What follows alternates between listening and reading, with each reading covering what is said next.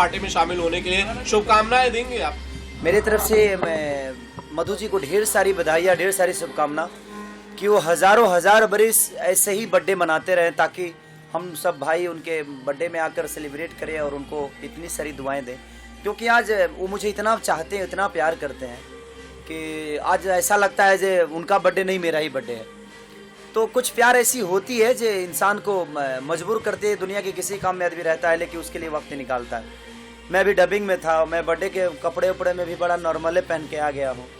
सब लोग hi fi पहना है, हम थोड़ा सा गड़बड़ पहन लिए हैं। हम डबिंग कर रहे थे, उसी हिसाब से आ गए। तो ठीक है, लेकिन प्यार दिल में होना चाहिए, कपड़े से नहीं।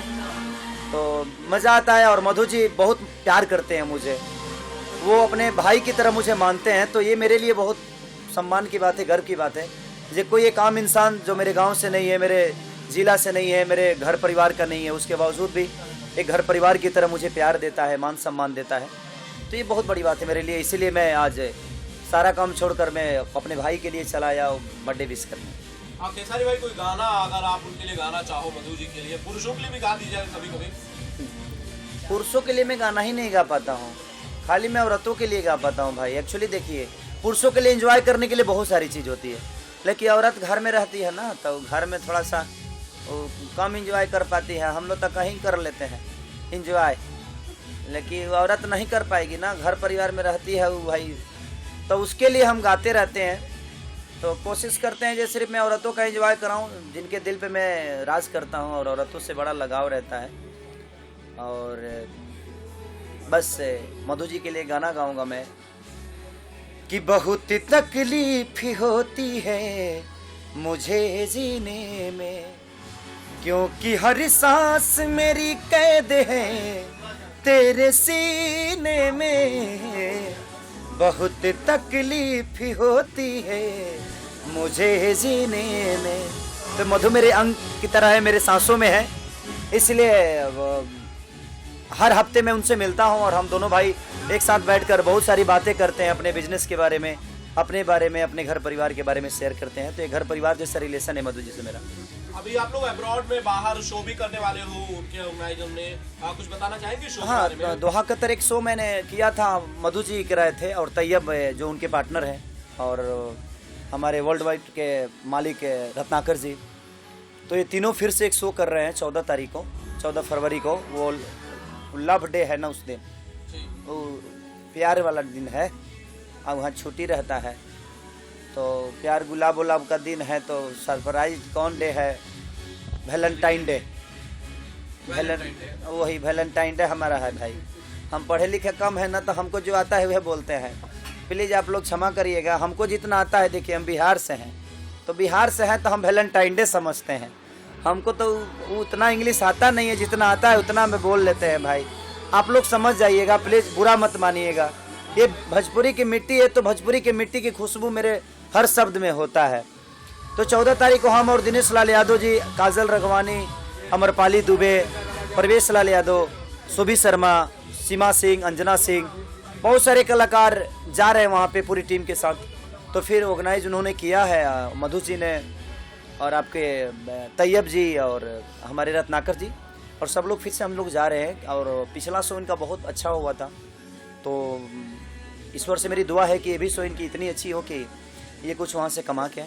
खेसारी भाई बाहर जाते होंगे तो सब लोग वहाँ पे इंग्लिश बोलते होंगे, होटल में, एयरपोर्ट पे, तो कैसे अरेंज करते हो? तो हम होटल से निकलते नहीं है, तो हमको इंग्लिश की क्या ज़रूरत है?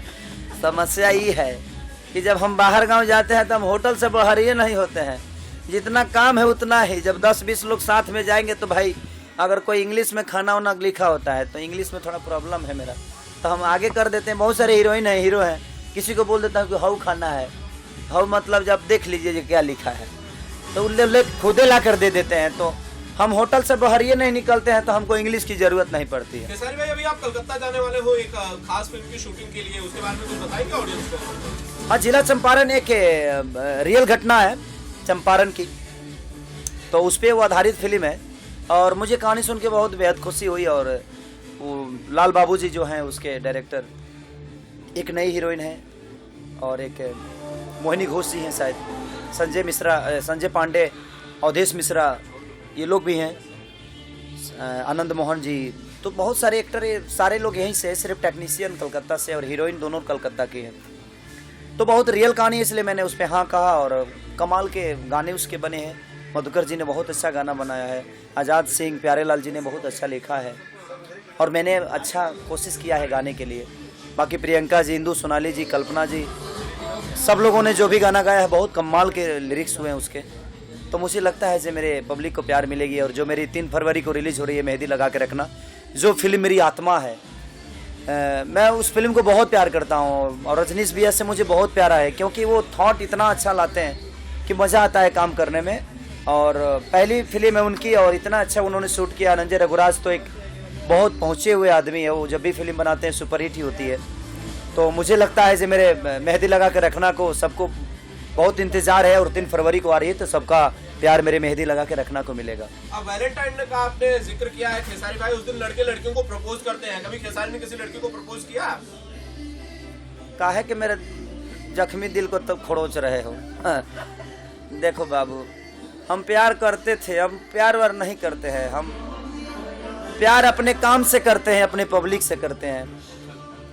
क्योंकि किसी लड़की के लिए टाइम चाहिए आपको, किसी के लिए वक्त चाहिए आपको, और वो वक्त मेरे पास नहीं है। जितना वक्त होता है मैं अपने काम के लिए निकालता हूँ।